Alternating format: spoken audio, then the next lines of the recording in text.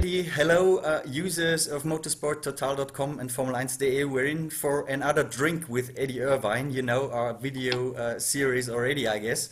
Eddie, I already saw that you're still on your boat and you're having the same stuff like last time, correct? Yeah, just on the Peroni. Okay, for me, it's this time it's some Austrian white wine. Scoff. I don't have an advertising deal, I swear. But maybe he'll send me a couple of bottles in there. Must try it. I must try it. All right.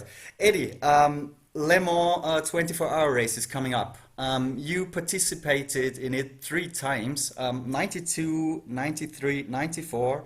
You were pretty close to winning in 94. Honestly, I don't remember. I had to look it up. But what's the special thing about Le Mans? Did you just race in there because, you know, it's some race, or did you actually want to go there for passion? No, I wanted to go there. I love the race. Probably my favorite race. It's a race I'd love to do again, but it's just too dangerous. You know, the level of ability at the race, it's too diverse. You know, you've got really good guys there driving really fast cars, and you've got really bad guys driving really bad cars, and the speed differentials are enormous. And you know, my last year there, you know, we should have won it. Me, Jeff Krosnoff, and Mauro Martini, we should have won it by a mile, but we had a gearbox problem in the last hour and a half. But it was a fantastic race. I had an amazing last hour stint where I overtook two of the Porsches to get second position back.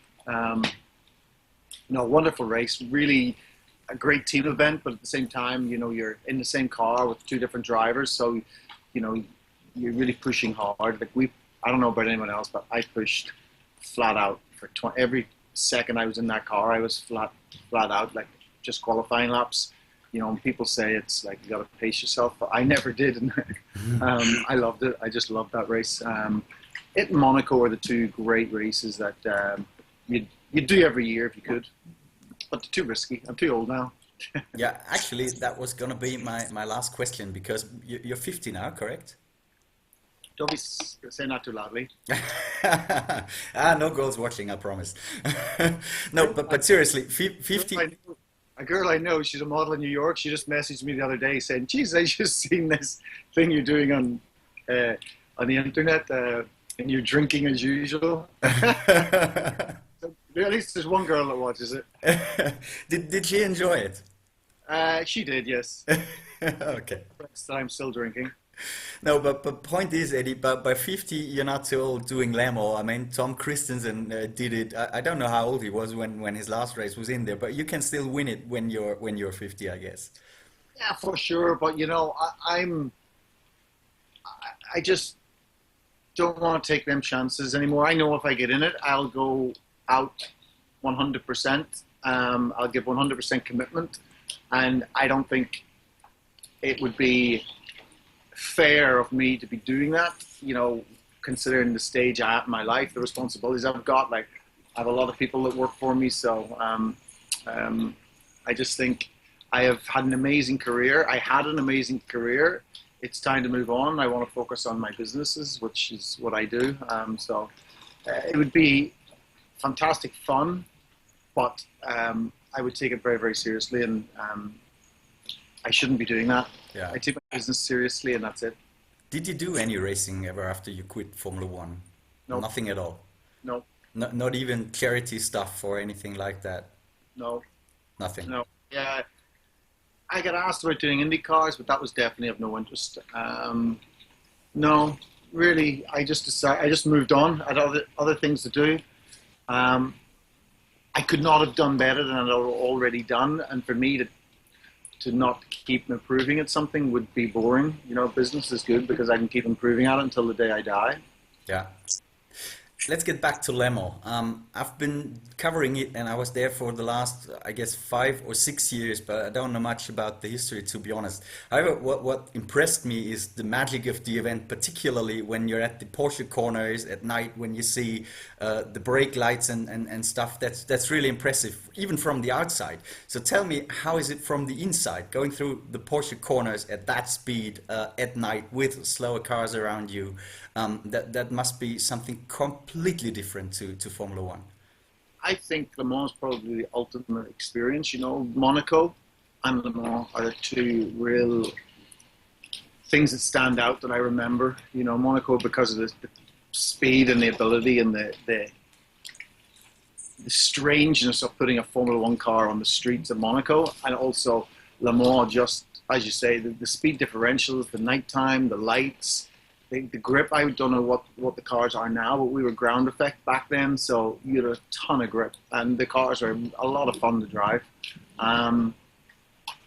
Yeah, it was the ultimate roller coaster, you know, at Monaco, and no matter where you were, you still had a chance. Like we really had the race, you know, tied up with an hour to go, and it all fell apart because of the bolt coming out of the gear change, you know, and something as simple as that. So you always have a chance in Le Mans, and to be honest, it probably wasn't as professional as it is now. You know, I think you'd probably have more of a chance of winning it back then if you were a little bit lucky. Now it's, you know, once the big manufacturers get involved, it's less. I just find it less original, less pure. Manufacturers tend to spoil things. They come in, they spend a ton of money, they win it for 3-4 years, and then they get bored and they leave. You know, I don't think manufacturers really should be allowed in motor racing. They should be allowed to support motor racing, but they shouldn't be allowed to enter motor racing. Yeah. But you're probably a bit harsh on Audi because they're in for a long time already. Toyota also a couple of years. But whatever, not actually what I want to talk about with you. In the past, there's been a lot of drivers from Formula One doing Le Mans as a one-off, like Nico Hülkenberg did last year, and obviously won it. What a great story. That changed sometime in the 90s. Obviously, partly, I guess, because it clashed with the Canadian Grand Prix for a lot of years. But was there any other reason to that? Listen, I think Formula One's so important now, and the drivers, well, the big drivers earn so much money that they don't want to take the risk of doing another race. It's, you know, Le Mans is a risky race because, you know, it is a dangerous circuit, and the differential of abilities that are out there is very, very large. So, you know, if a guy's serious about Formula One, I would definitely not recommend he does Le Mans, because it's a risk that's kind of not worth taking today. Yeah. Eddie, there's so many drivers at Le Mans, so many teams. People can get into the paddock. The whole event is completely different to anything Formula One is.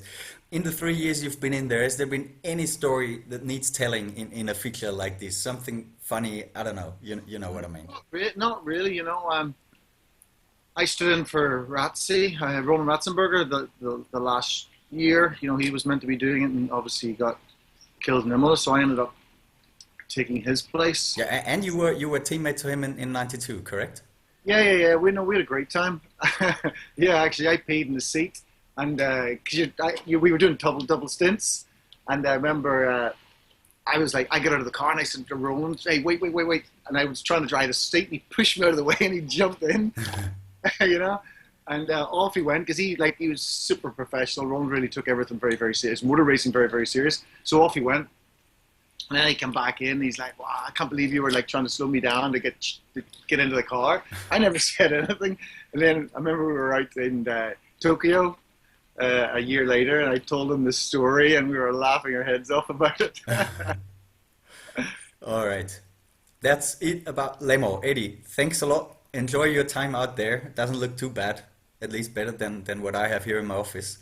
It's actually raining, but it's going to be beautiful tomorrow. All right. Eddie, thanks a lot. Bye bye. And cheers. Cheers.